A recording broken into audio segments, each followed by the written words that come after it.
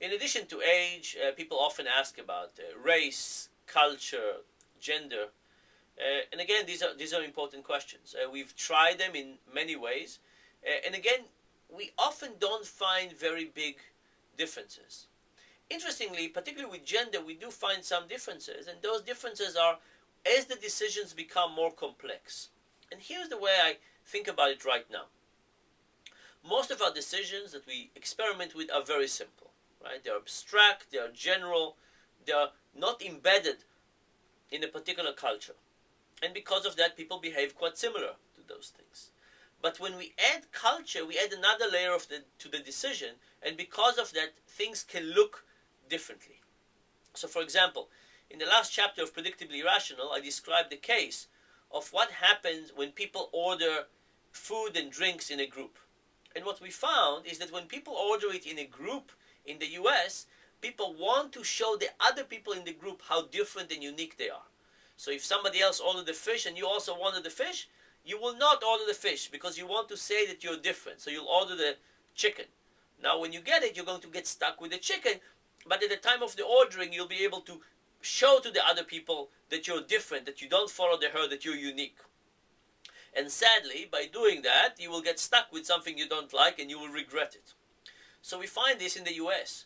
In China, in Hong Kong and in China, we find in some way the same result, in some way the opposite result. There, when people are in group, they also do things they don't like. They also sacrifice their enjoyment from the food to portray an image to people in the group, but the image that they're portraying is slightly different. In that case, they want to show conformity. So if you order the fish and I want the chicken, I would give up the chicken to get the fish as well to signal my conformity. Now when the fish gets there, I will be upset, I will be disappointed. So in some sense, it's the same thing. People are willing to sacrifice their own utility and enjoyment to portray an image to the group, but the kind of image that they're trying to portray could be different in different cultures. Similarly, one of the things we find with genders is that when we play games in which it's an economic games with a sender and a receiver, male and females behave in the same way, but there are specific versions in which you can punish people differently.